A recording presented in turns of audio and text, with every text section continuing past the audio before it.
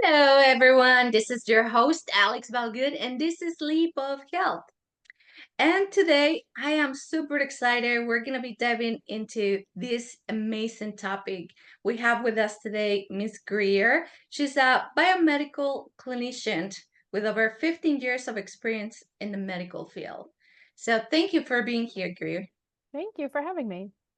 Yes, and we're going to be talking about the underlying causes of different topics like autism, ADHD, GI orders, and probably a lot more and other things through biomedical testing and integrative treatment that you do for kids. So Yeah. I am super excited into diving into these topics, especially because our kids deserve an amazing Yeah. life. Yeah, so thank you. Yeah. Yeah, you're welcome. Happy to be here. Thanks for having me. Yes, and before we dive into all this big topic, tell us a little bit about yourself and how you got to be here now. Yeah. So it kind of started, believe it or not, I used to wrestle, and my goal was to wrestle for the Olympics, and I was headed to the Olympics, and unfortunately I got hurt. So I had to switch gears and figure out a new path. I declared I was going to be a social studies teacher because I didn't know what I was going to do, because I was going to wrestle, and that was my goal. And when I realized I really didn't want to be a social studies teacher, unfortunately, my sister told me, she was a social worker in a hospital. She said, "Why don't you become a dietitian?" So I said, "What's that?" And she goes, "I don't know. They just walk around with calculators all day telling people what to eat." And for me, I always loved nutrition. Being a wrestler, I love nutrition. Like that was, anything about like how to eat, how to lose weight. I was also a bodybuilder in high school. I did my first bodybuilding competition when I was 18. So for me, I always loved nutrition. I always loved everything about understanding how food fueled the body and things like that. So for me, it was a perfect fit, to be completely honest. It just kind of fell, the stars aligned on that one. And I had to move back home. I was halfway across the country wrestling. So I had to move back home and find a school that had nutrition as a degree. So I did that and I got my degree. And then I got into our Mark internship program. And at that time, getting into an internship program was like ridiculously hard. They only took any program across the United States only took like 7 or 8 kids. So I was very fortunate. I was very blessed to get into one of those programs, and I learned a tremendous amount, working in the hospitals, going through my rotations. And when I became a dietitian, I loved clinical. I loved understanding how what I could do could improve someone's health. So, working in nursing homes, hospitals, and working with, private clients and things like that gave me a lot of great tools, but it wasn't until I had my kids that everything changed. And it was so funny because I always said I would never work in pediatrics and I would never own my own practice. And, because pediatrics scared me. I cried my whole the whole time I was doing my internship in pediatrics. And when I had my son, my firstborn, my son Keegan, everything seemed going well. And, there was no red flags. There was no talk of autism. There was no, he was a small kid. My husband and I are not big people. So we just assumed, my father and his mom were tiny. I mean, my grandmother was only like 5 feet tall. My mother-in-law is only 5'1". I mean, I'm 5'4", my husband's 5'7". So my son was tiny. So I just kind of assumed like we got the runt, we just drew the genetic straws on that one. And, but there was no red flags. He developed normally until about 19 months. And, I have videos of him, talking and looking at us and communicating with us. And then it was like a light switch went off. And at 19 months, my son completely regressed. He stopped talking. He stopped looking at us. He literally sat in a bucket, like, like a clear tub bucket. That's what he literally just would put pillows in there and sit in there almost like a compression, box. And he screamed from morning till night. That was how he communicated with us, is just screaming. And my world got completely flipped upside down. I remember waiting months for these special appointments, the pediatric developmental pediatrician, and and I had like my list of questions, like any mother would. And I don't know, that's just how autism is. I don't know, that's just how autism is. And I'm like, well, like none of my questions got answered. I'm like, why is he all of a sudden have all these gut issues? Why is he headbanging? Like, and I'm like, how did this happen? My son was perfectly, normal developing, and they just kept shrugging their shoulders and telling me, I don't know, fill out these forms. We'll see you back in 6 months. Your son has moderate autism. And I was like, what? Like, what should, and right before we were leaving the appointment, she goes, oh, you might want to do genetic testing in case, this is genetic and your other kids are going to get it too. And I was like 7 weeks pregnant at that time. I hadn't told anybody. And I was pretty devastated. Like, and my husband and I walked out and we sat in the car and I just cried. It's like, I had never felt so helpless in my whole entire life, and felt like that, like, I've always, being Western medicine trained, we're supposed to look at doctors as gods. Like, they're supposed to be able to give you the answers to these questions. And the fact that I got zilch and felt like I was just dismissed on every level was a real gut punch to me, and was really hard. And but in the grand scheme of things, I'm kind of glad it did, because it took me to here. But Mm-hmm. at the time, I never felt more helpless in my whole entire life, and a failure, and like being a mom, and a first time mom at that. And that was just, you just don't know what to do. You don't know who to turn to, because you just ask the specialist. This is the specialist. This is the person who's supposed to answer all your questions. And for her to just pretty much dismiss and just say, well, I don't know, that's just how autism is. Like, I felt like I got nothing out of that. And it was like, you know, to me, it was like, you're supposed to be that person that I lean on. And if you can't answer my questions, then we're in big trouble. So I always tell my families that I work with, I didn't want to be a specialist in this area. I had to be a specialist in this area because nobody else could answer the questions that I had.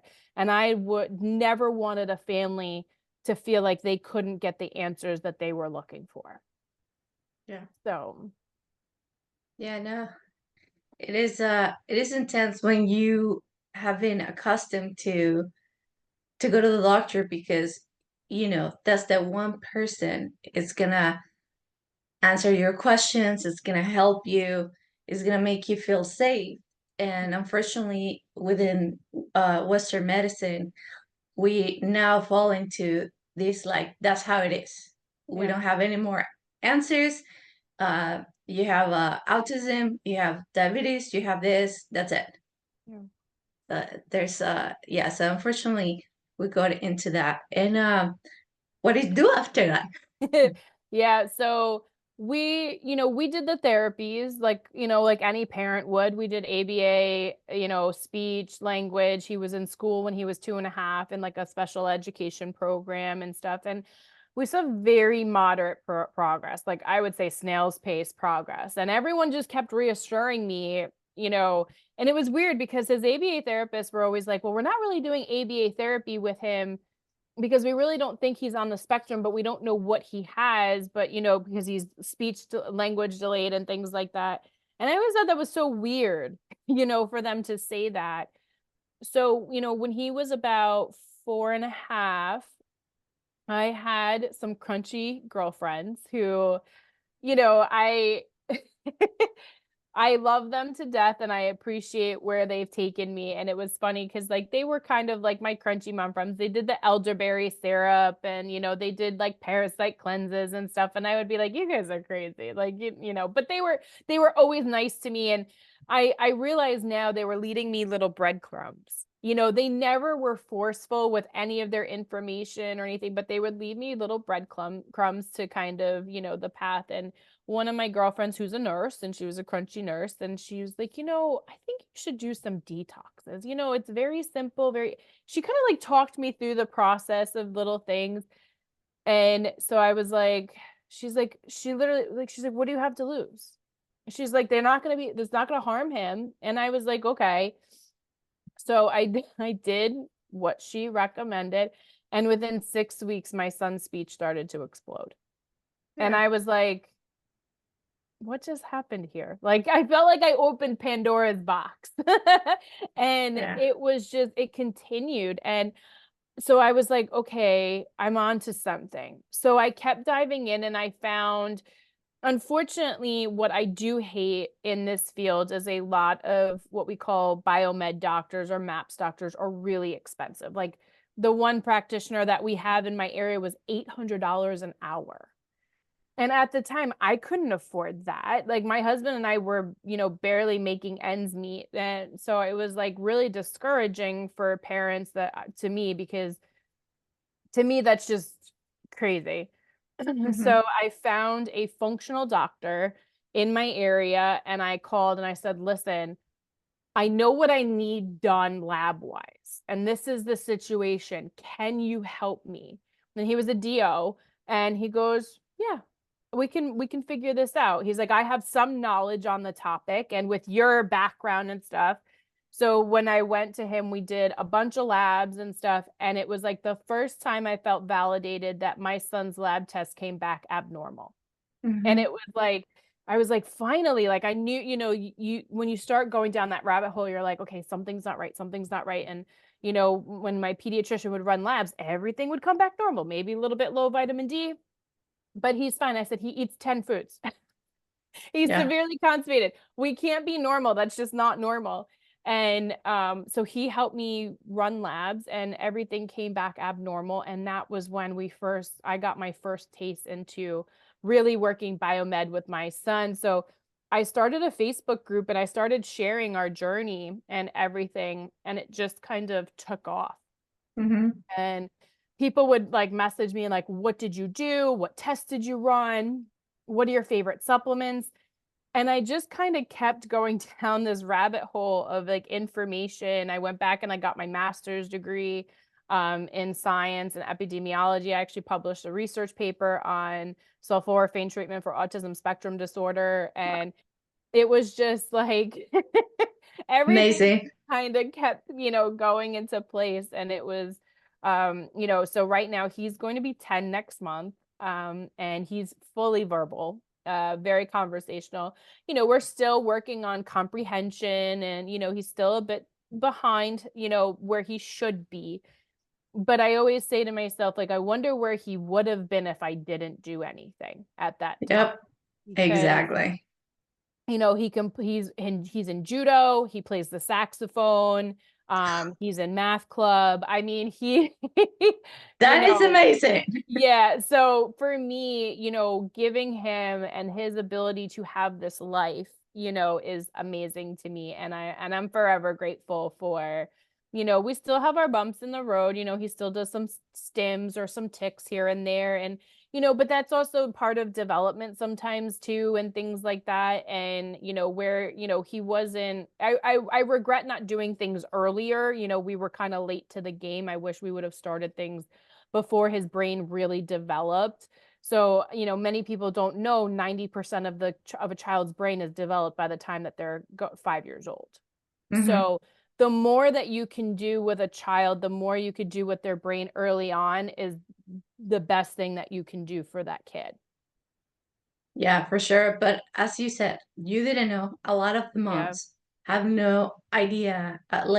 You have a baby and you expect to be fine, to be Yeah. perfect, to have nothing. So I feel like a lot of new moms, especially, they're not looking for anything until maybe Yeah. it It's is kind of one late. of the things that like you don't think about it. Like I didn't think about, like when I first became a mom, like I didn't think about toxins in my water, or the fact that he had to be formula fed where I could have gotten donor milk instead, or I didn't work on his microbiome. Like I didn't know any of this stuff. This wasn't taught to me.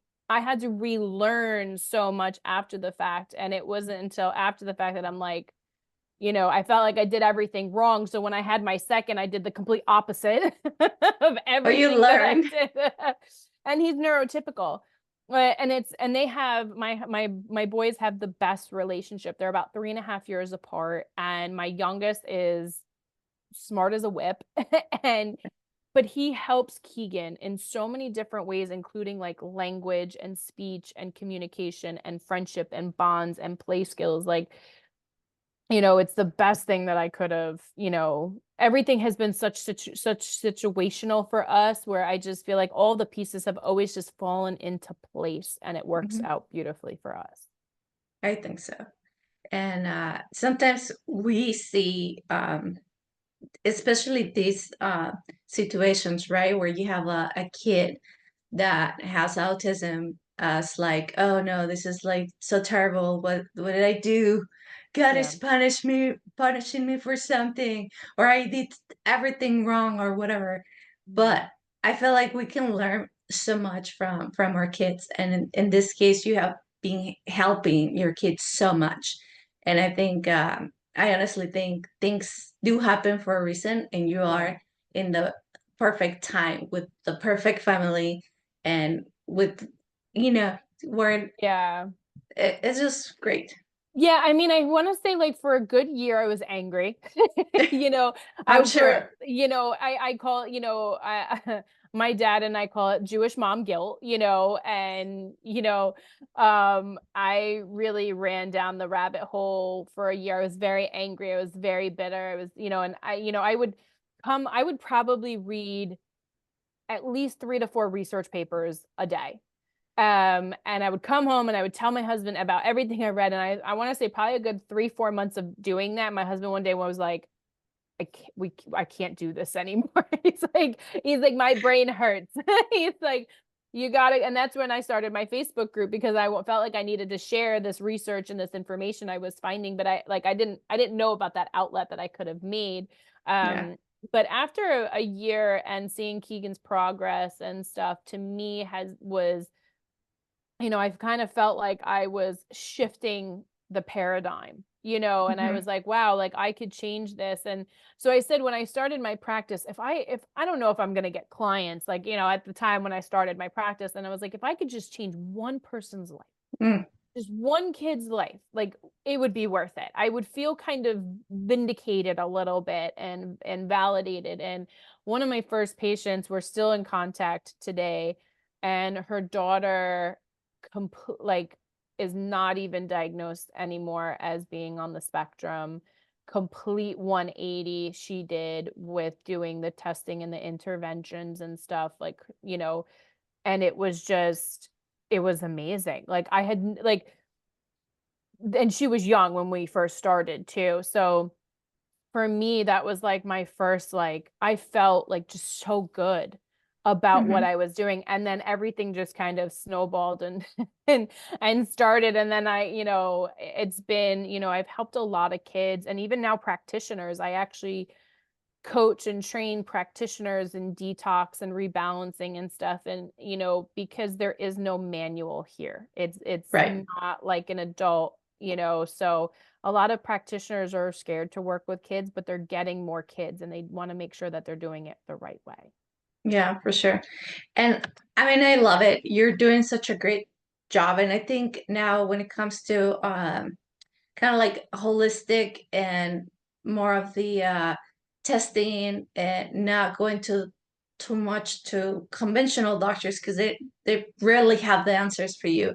I think people are more open because they're seeing Yeah. more and more cases where they're like, well, you know, I heard someone did this test for their kids and now they're doing certain modalities or whatever. Yeah. So I think families and people just overall, they're more open to different things that we can try with them.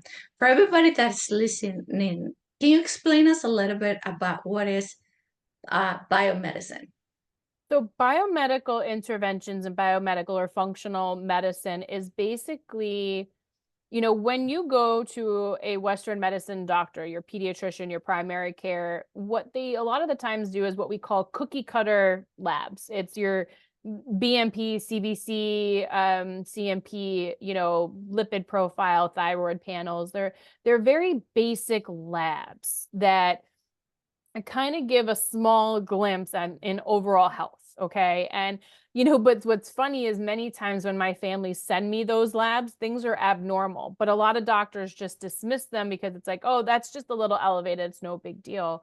But in the functional world, there's other tests like a comprehensive stool test, a toxin test looking at heavy metals or mold, micronutrient testing, like all these different types, food sensitivities, etc., that give us a little bit more clarity and a little bit more insight. Now, again, they're not perfect, and no lab is ever going to be perfect 100%.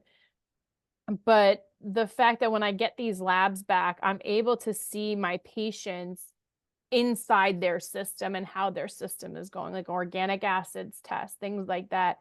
So basically, I call it like a screenshot. I can't cut you open to see what's going on inside your body. So these tests actually help us to see what's going on inside your body to a certain degree. And then from those tests, I'm able to kind of, create alternative interventions to support your body and your system. Mhm. Yeah, for sure. I think with biomedicine or and all these testings are a little bit more detailed than just whatever you will get at the doctors, pretty much. So Mhm. I think that's a bigger picture of what it really is happening with a person when it comes to Yeah, them. it's looking more in depth at the system itself. So Mhm. all of our bodies are systems, your organs, your heart, your digestive tract. These are all major systems of the human body. And unfortunately, things with the systems can go wrong. So these tests kind of help identify what potentially is wrong with your system so that we can fix it. So with my kids, a lot of the times we can have two extremes. Their system is just tanked. It's just not working. Their body's depleted. They have no nutrients, no digestive system, etc. They're just tanked. And then I have the opposite where they're just in overdrive, too much inflammation, too much, overgrowth, too much toxins, etc. So we can get two different sides of the system here, and I see it all the time. It just depends on the kid, depends on their diet, depends on their toxic load and their system or how their systems are functioning. So if I need to look at someone's system and how they're working, I have these tools. And what's great is that in our world that, there is research to support like NHANES, which is our governing body of doing longitudinal research. They use these same tests, mass spectrometry, stool testing, etc., to identify these markers and see what's going on. So we do have really good research and support. It's just not mainstream yet. It's not the standard practice of care yet. Yeah, and I gotta say, it's mostly too here in the States because I Mm. know I have interviewed other people from other parts of the world, and like stool and urine test is very common to do it on a regular visit in other countries, which here is very rare. Yeah. So it's certain things like that. But yeah, I love that we do have the tools. We just need to implement it a little bit more, or we have hopes that Well, part of it's insurance companies. A lot of these lab tests are not covered by insurance. So in other countries, healthcare is free. yeah, So they want to do as much preventative care as physically possible versus in the United States where you pay into your insurance plan. So it's very different, and a lot of it it does is. have to do with insurance and stuff. But it's unfortunate because these are tests that every kid should do. Like why wouldn't we want to test kids for heavy metals or mold? We know Yeah, science is there. Kids with autism and ADHD have higher rates of mold, have higher rates of heavy metals, have higher rates of gut dysbiosis. Like, this isn't like, it's not like we're making this up and poof out of thin air. We're just, pseudoscience. These are legit research studies, multiple ones who have come out to show and say this. So why aren't we getting this research out there? Why aren't we explaining that we should be testing if your kid has a diagnosis of autism or ADHD? food sensitivities, gut dysbiosis, toxin testing, these should be just standard practices of care for these Yeah, children. of course. Yeah. No, you're totally right. And so that ties to the next question. So now that you're all in as a practitioner, how tell us a little bit about the connections that toxins have to do with autism and ADHD and the gut, especially in kids, because I feel like a lot of this information is still not common for a lot of the parents. They probably cannot put two and two together that mold is affecting anyone, or that even that there is mold in their house. Like we live in this society that everything is too quick. They go to work, they go to school. People are not thinking about like I am consuming all these toxins at home because we feel like home is our safe spot. You actually get more toxins in your home than you do outside.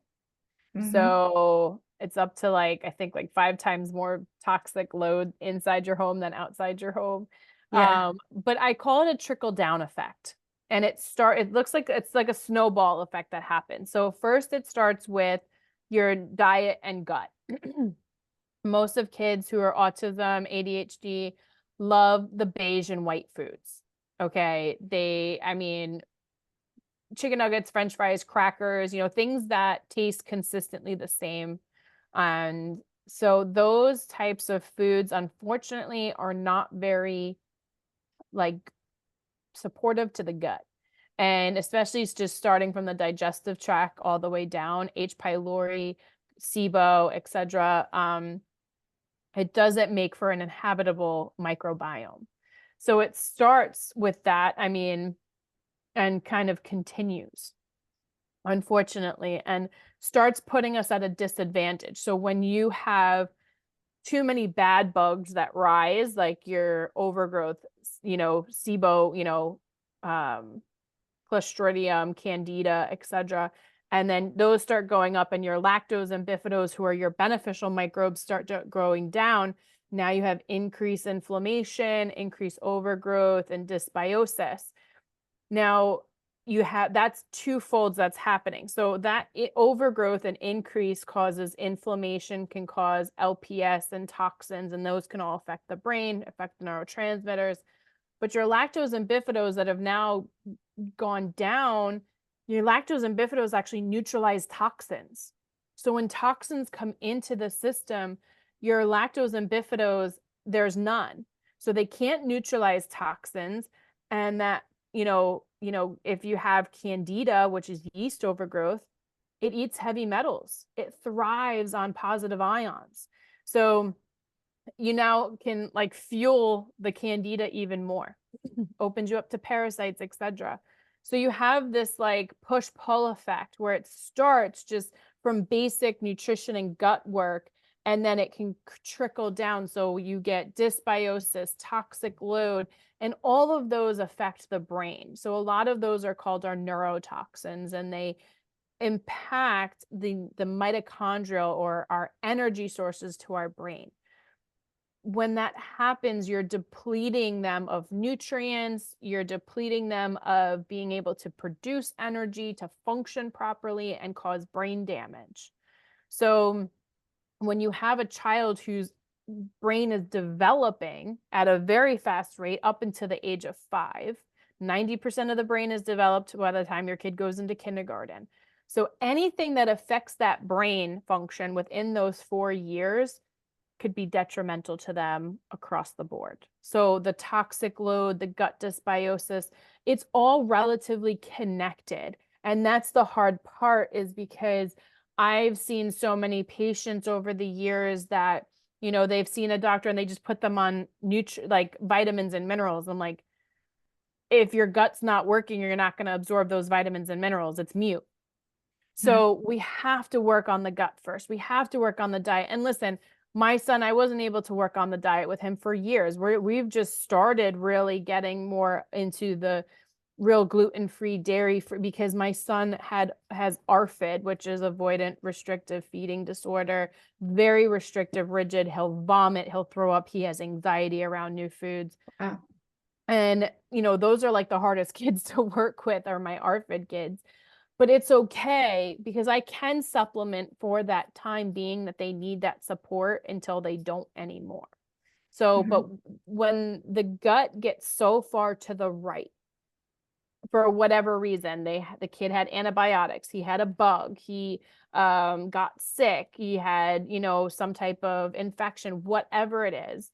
If the gut goes so far to the right, no perfect diet is going to put it back straight again. It's just not. I've had kids that have been working on diet and trying to get their gut straight without supplements, and it just doesn't work, unfortunately. I really wish that it would, but sometimes it's just too far to the right that we just got to reel it back in a little bit with some supplements and some, maybe some killing or something like that, to get the bugs out and get an even balance. But it starts from that point and just can trickle down. And then everything that you do, like you build up the toxins and you can't detox it. Your liver needs all those nutrients that you're not absorbing to detox. So it's like a vicious hamster wheel cycle is what I call it.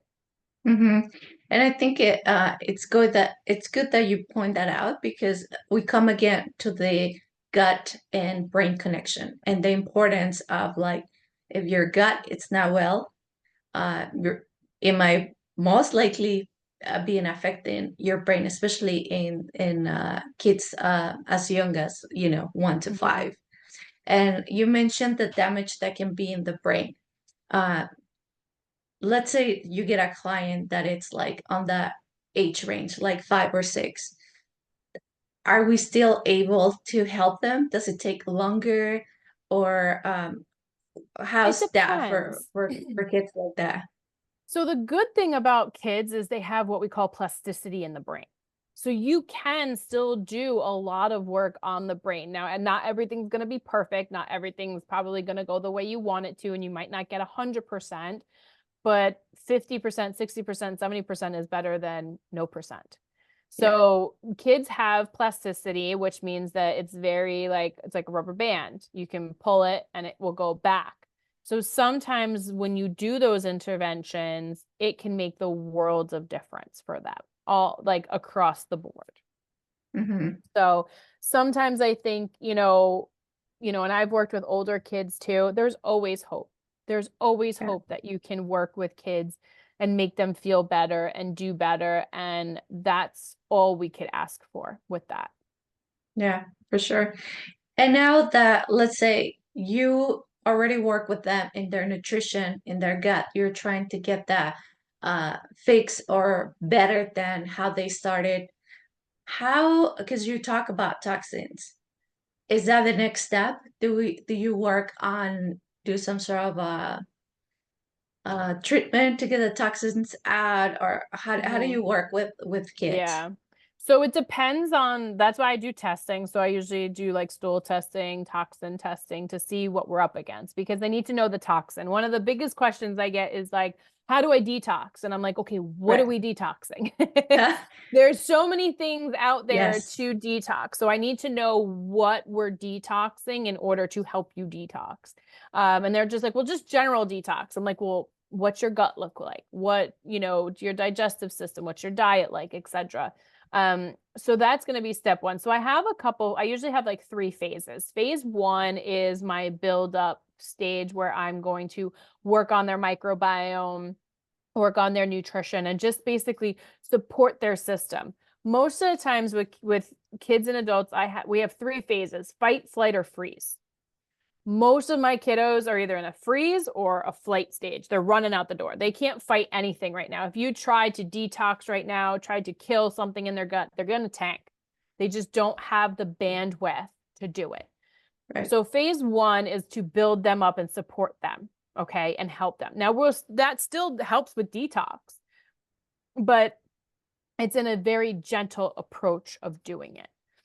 Phase 2 is something I call my prime stage, where we start the detox process, but very slowly. We have high sensitive detoxifying kiddos, and low sensitive detoxifying kiddos. And what I mean by that is I've had patients where I could barely get them on 1 or 2 supplements without them having a reaction. Versus other kids, I could put them on 15 and they're like, I'm good. I Mm-hmm. got this. So we have to figure out where that child lies. If they have tons of toxins, they could have a hard time detoxifying. And if they don't, they could have a hard time detoxifying, which I know sounds weird, but I've tested kids who had like 0 things come out, and I'm like, they are not detoxing at all. We want to see things come out. That's a common misconception. We want to see the toxic load come out. That helps to make sure that we are passing those toxins. The downfall is it means that we're also being exposed to those toxins. So if I see Mm-hmm. kids that have like 0, I'm more concerned than anything in the entire world than if I see tons of toxins.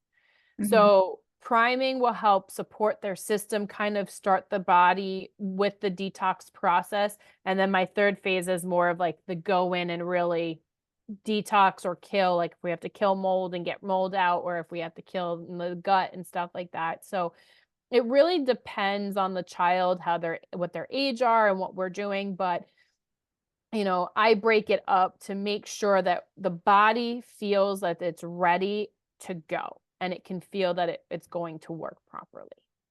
Mm-hmm. Yeah, for sure. I think every kid is different. And as you said, one might have mold, the other one might have a overgrown candida or something else or heavy metals. So yeah, you're gonna do different things for all these kids. What are some of the most common toxins that you find in kids that parents are like super not aware? That you're like, your Yeah. kid has this, and they're like, what? No, our house is new. It's Yeah. so perfect. My kid will never have this. How is this happening? What are some of those Yeah. super common? Glyphosate and BPA across the board. That's pretty much on 99% of my kiddos, glyphosate and BPA. And I have a mom who like has lived a crunchy lifestyle since her child was born. And she's like, I don't do this, I don't do that. I said, it's not you, it's the rest of the world. I said, I don't use anything with glyphosate in it. I wash all my fruits and vegetables. We buy organic, and I walk outside and my neighbor is sitting there with Roundup, killing all of his dandelions in his front yard. I mean, it's like, that goes in the air, that goes in our rainwater, like, in rain, like it just, I said, it's not you, it's the rest of the world. So BPA and glyphosate across the board, your plastics, your pesticide exposure, um, tons of metals, all different types of metals, aluminum, barium, uranium, cesium, things like that. I see, I basically have seen it all, and even mold. I mean, I have a family who they did a mold test, and the mold test came back like too many to count, like inhabitable. And we had done a mycotoxin test, and the kid's test was off the charts. And the kid has made amazing progress, even though they were still living in mold. But now that they're out of mold and the whole family is out of mold, they're all doing better. So sometimes it's catching the things like they never knew that that was an even thing that was going on. Right. Because So, yeah, I think, we're just at home and we're not thinking about yeah. like, oh, they're small. It's something else, something that I'm eating. But I think you point something really important that is sometimes it's not what we do, but our environment, where we live, the air, the water. Mm. Uh, so what are some of the tips that you give to people to minimize those toxins? Because they already went through, phase one, trying to get their gut set, phase two, detox and all that. But, helping, but if they go back to the same, Yeah. it's kind of like going backwards again. That's one of the things that like, I work with providers too, and I explain to them because they'll consult with me for like, a patient that it's not getting better. And I'm like, did you do a toxin test? Because if you've been hammering the gut, throwing the kitchen sink at the gut, and nothing is touching it, there's a toxin somewhere. Something is preventing the gut from getting better.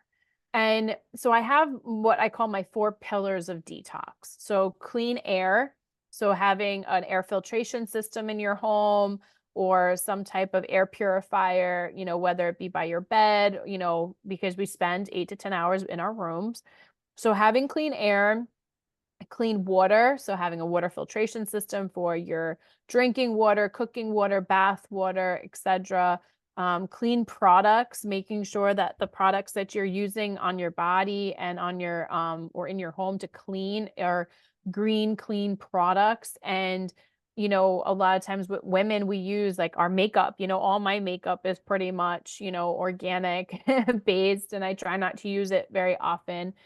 And then clean food, making sure that we get rid of the ultra processed food, try to stick with more whole foods, sticking with more organic, or making sure we clean our fruits and vegetables. So I call it my 4 pillars of detox because it sets the groundwork. Like every patient of mine gets, my ebooks and my handouts and my toxin-free living guide to set the foundation, because that is the foundation to good health, is working on those 4 basic principles, and then the rest of everything else kind of just falls into place. Yeah. And it's just super important because I feel, especially when we're working on kids and the mom is trying to help their kids, whether they have autism or ADHD or whatever, they're trying everything to get this kid healthier. Mhm. Then we forget about the basic things. And those are way more important sometimes than trying to detox the kid when Yeah. you're, watching with Thai or whatever it is that all these chemicals that you're inputting in your environment. Yeah, I mean, I launched an ebook in November, and I had beta tested it with, some older experienced biomed families and like newer families, because I wanted to see how it transitioned from everybody. And one of the moms who was more experienced actually wrote me, and she goes, I feel like this book gave me better clarity of the fact that I wasn't doing what I should have been doing first, 100%. She's like, I feel like I have to go back and set up these pillars because we were making progress, but she's like, I kept feeling like something was holding us back.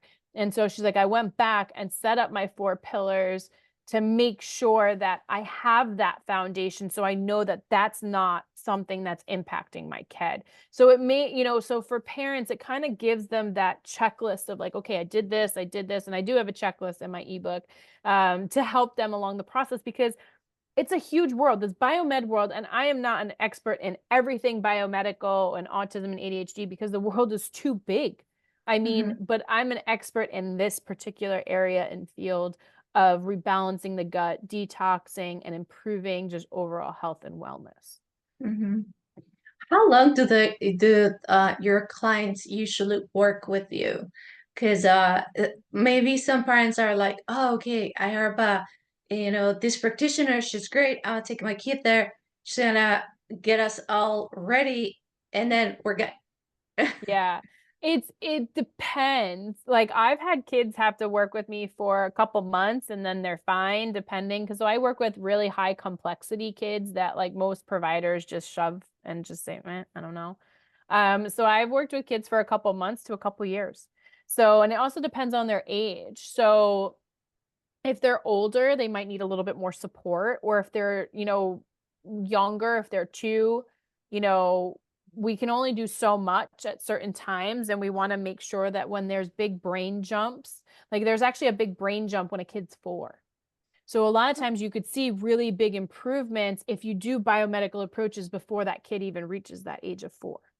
So there's all these different, so I have a family now, we've been working together for almost a year, and the parents were like, I know we're not seeing great progress. I said, guys, I promise, like when he turns 4, we're going to see a big jump with everything we're doing. And it was funny because the mom reached out to me. She goes, oh my God. She's like, the past couple months, it's been like totally different kid. And she's like, I can't believe like this is just like everything kind of fell into place when he turned 4. And I said, we have a big brain jump. So sometimes it's preparing the body for those times and that brain, because as the brain's developing, it needs that nutrition and energy at different parts and times. Hmm.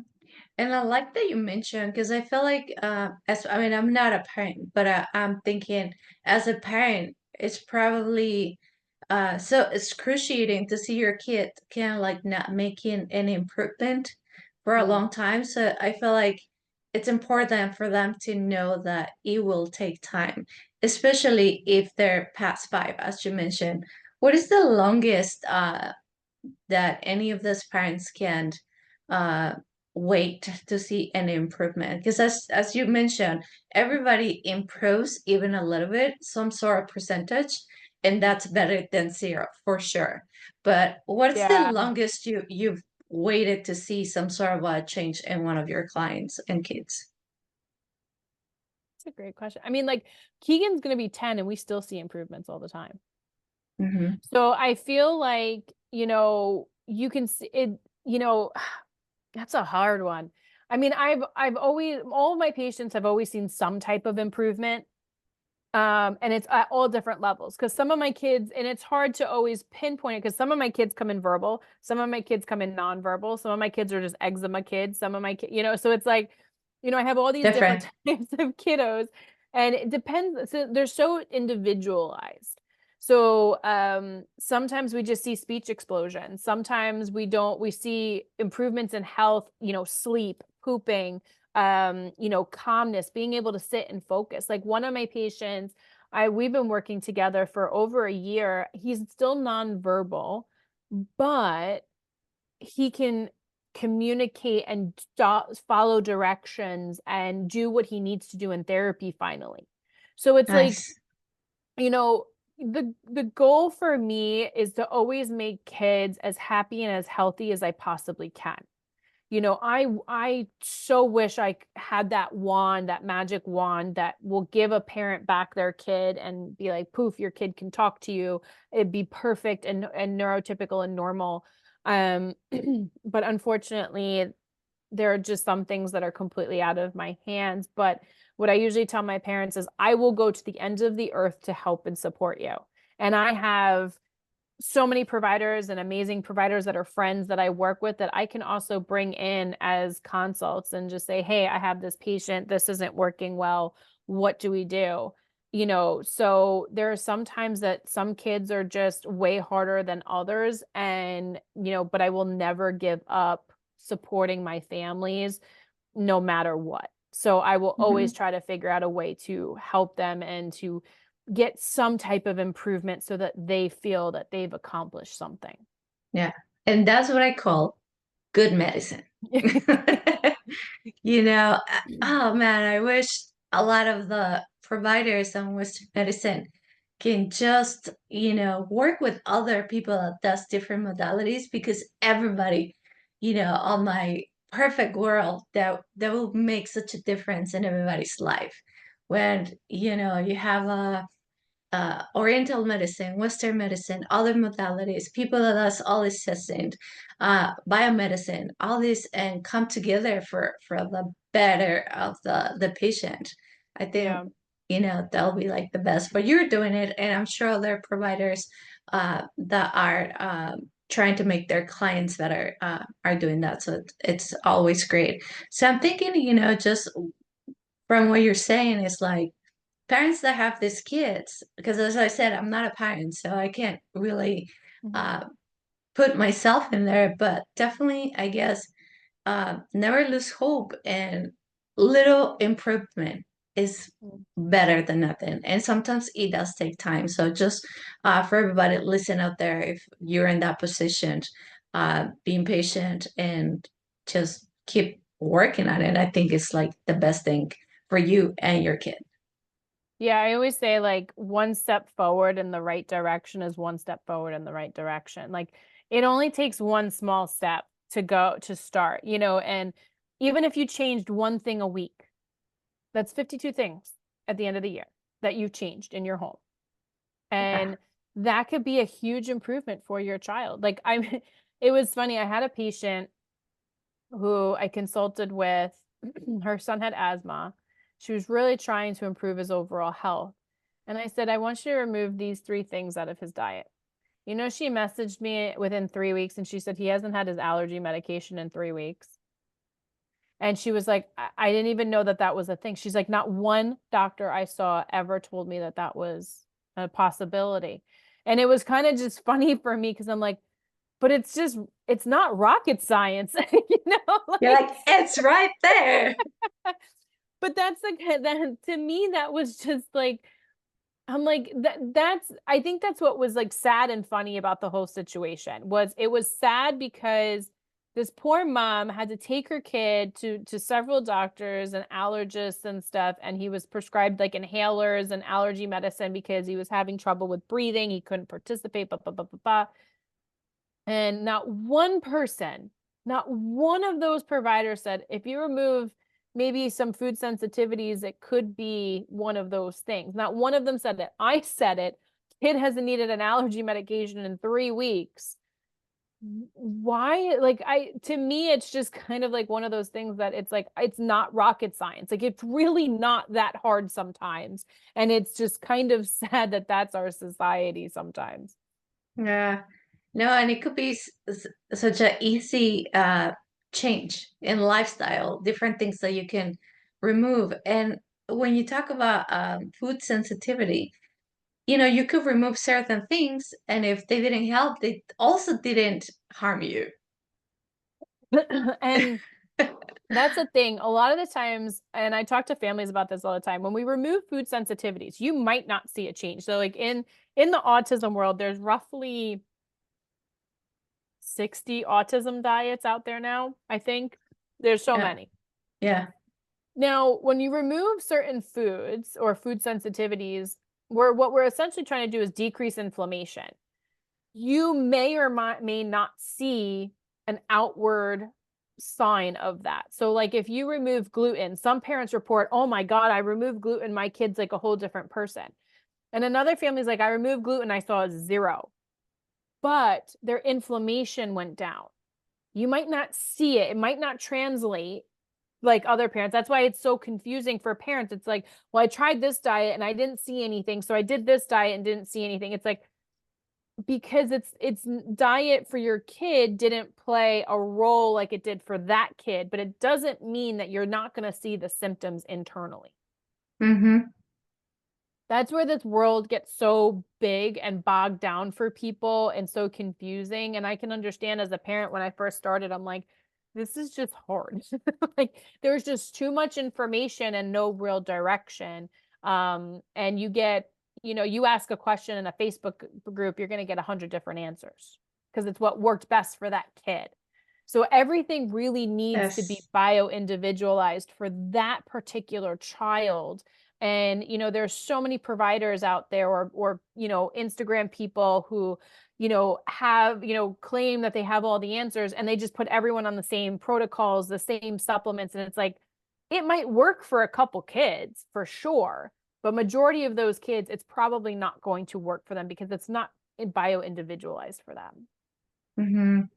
Yeah, I think it's so important to just keep that in mind because, as you said, we find all this information, especially like online now, and they're like all these parents like, yes, this works for my kid. This, I saw difference. He was vocal and the speech improved, this and that, and you might be super excited to do that, and you might find out that did probably nothing, or at least nothing that you could see as you're mentioning. Because Yeah. there's a lot of those things that maybe you could try and lowers different things. Like in this case, we're talking about inflammation that you cannot really see it on the outside, but maybe inside things are getting better. So it's a lot of factors and a lot of this information that can be confusing, especially for parents. Yeah, it's hard, even, and I'm sure you hear about that seed oils like that. I mean, people go down the rabbit hole so hard, and it's like, listen, like if there's a product that your kid eats sometimes with a little seed oil in it, okay. Like it's Right. not going to be the end of the world. It's when we have it every day, a lot of it with all the ultra processed foods, like we have to find a balance, and I'm still a dietitian at heart, where I don't want to demonize food for these kids too. We have to have a healthy relationship with food where we understand that there are some foods that are better for us than others, but we cannot say these foods are poison, these foods are horrible for you, because for kids, And depending on their intellectual abilities, remember, some of these kids can be high functioning where they could still develop eating disorders. So we Mhm. want to be careful with how we work with these types of children and families and kids, because we want them to have a good relationship with food, not feel like we're taking everything away from them too, because that's hard. Like my kids like Twinkies, for the healthier version of Twinkies, the Cats ones. They're Right, gluten free, right. but I think they're made with corn and stuff, and it's like they don't eat them every day. If they had one every 3 months, but I'll buy them and that's their treat. But they eat carrots and peppers, and they'll eat other things too. So, but I want them to say, listen, you can have that every once in a while. It's not an everyday thing, it's a special treat, because I want them to also feel like they're living life and enjoying food and enjoying experiences too. And someone might disagree with me, and that's okay.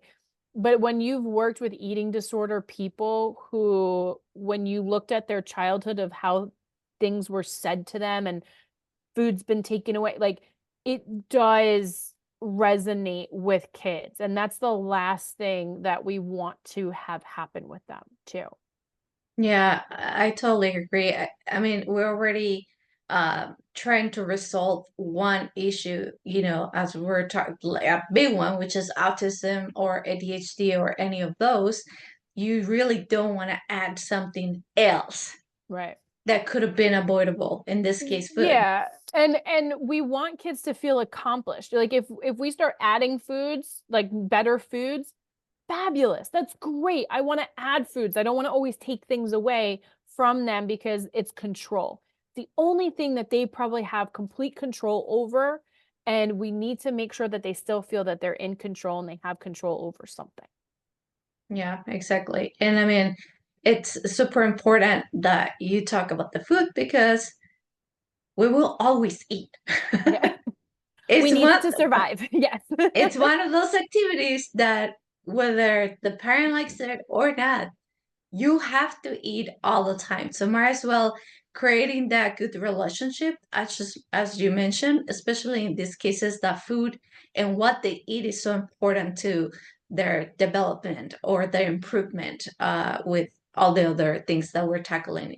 So yes, that's a super amazing and great point to make for the parents, for anyone that's taking care of Yeah, someone. whether your kid has autism or not, we need to Yeah. be careful with how we phrase and talk about food in front of our children. Because remember, if you have a little girl who's watching mom, talk about food and how she feels in a bikini or something, all of those things matter. Those are things that they're going to see. And in our world, it's the pressure of being fit, being thin, and things like that. And that's okay to a certain extent, but we just want to be careful and make sure that we create really good boundaries and really good self-esteem and really good eating habits and patterns with children, so that they can carry that over into adulthood. Remember, they're going to be adults. So we want to make sure that those things that we're instilling in them early on carry over to adulthood. Yeah, for sure. And then I know for like functional medicine testing and all that, we talk about the insurance doesn't really pay for this.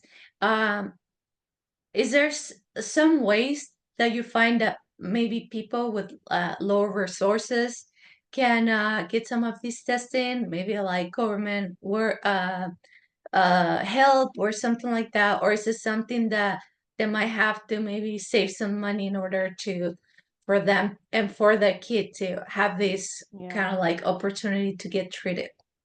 So there are things that we can have, like a pediatrician or somebody do some blood work that would be covered under insurance. I do usually give my parents like a list of things that they should get done. Um, the biomedical testing, like, you can use sometimes your HSA or FSA, accounts, flex, spending accounts and things like that. Um, and we can also piece out testing. Like if you're only able to do a stool test, like we could do that. I don't the whole premise when I started was I wanted to make testing and interpretation and interventions affordable for families. Like I said, when I first started, the biomedical doctor in my area was $800 an hour. That did not include testing. That didn't include supplements. Like I just did not have three, four, $5,000 at that time to spend on my kid. I wanted to, but I did not have the money. So I always wanted to make things affordable as I can for families so that they can get the testing or do these things. But yeah, it is kind of hard. I really wish there was like government assistance and stuff. Sometimes there's grants and stuff, but it's tough. Yeah. Well, I feel too. I know probably being a parent, it becomes difficult, especially if they already have other kids that they need to Yeah. support. And if they're little, I'm sure the spending can be massive, right? Um, I don't have kids and my spending it's pretty big. So I cannot imagine having one kid or more than one kid already. What I do always mention is that sometimes, maybe not paying for Disney or Netflix or some other expenses that we do continuously, like Starbucks or Mhm. eating out or certain things that small things that we're already spending some money on them. I think your kids are worth not having Starbucks for 6 months Yeah. or not paying for cable for 3 months. Yeah. I think PBS is free TV. They have great TV for kids too. You don't have to pay it. I mean, I don't know. There's a lot of things where, Yeah. and this is not just me, but there's a lot of statistics where they have done that even people that fall into that category of very low amount of money earned throughout the years, they spend a lot of money in unnecessary things. So I think just keeping in mind that, you know, priorities. If you Yeah. want your kid to be tested and perhaps have a little hope in the future to become a better adult, I think it's just so worth it. Yeah, I mean, that's why I also created the ebook. It's called the Rebalancing Roadmap, guide for parents, because I do have a lot of parents that just can't afford, testing and things like that. And the book helps get them started and sets the foundation and starts the process of rebalancing their kids and detoxing a little bit. And that's my main goal for them, is to be able to help support them any way I can. So it was an easy way to get what I have going on in my head down on paper and be able to support my families. Yes, for sure. I think too, there's a lot of free tools that, if you can afford certain things, you can definitely start with, as you mentioned, home. The little Mhm. things that we do every day, I think will set you in the right path Mhm. to for healing. Even though you Yep. can afford the practitioners or the testings or anything like that, what you to do today as a parent on a daily life, it's so important. So I think just having that knowledge and taking advantage of those free tools that you and other practitioners give, I think is just so cool. And, they're free. Yeah. Yeah. This conversation has been amazing. I know we can talk for another hour, but we probably will do in another time. I would love to have you back. Is Yeah. there anything else or any other tips that you would like to give to anyone listening today? I usually just say test, don't guess. Like really, have hope and have faith that, you can change a lot of things if you just give it a chance and an opportunity. Yeah, for sure. If anybody has any questions or want to follow you or get some of those freebies that you have on your website, where can they find you? Biomedical Healing for Kids. That's my Instagram, Facebook, and website. Awesome. I will put all your information on the show notes for anyone that has any questions and perhaps have a session with you or contact you. So I will put on the show notes for everybody. You can find all that information there. For anybody that wants to know more about my show, you can find me on alexbalgood.com. You can find me on Facebook, Instagram, YouTube, Twitter. Also, remember my book is out. You can buy it on Amazon and Barnes and Noble. It's called Parents Are Greatest Teachers. Thank you, everyone, for being here today. Thank you for all this amazing information. I'm sure everybody out there is like so happy that Yeah. found this episode. So thank you, everyone, and have an amazing and blessed day.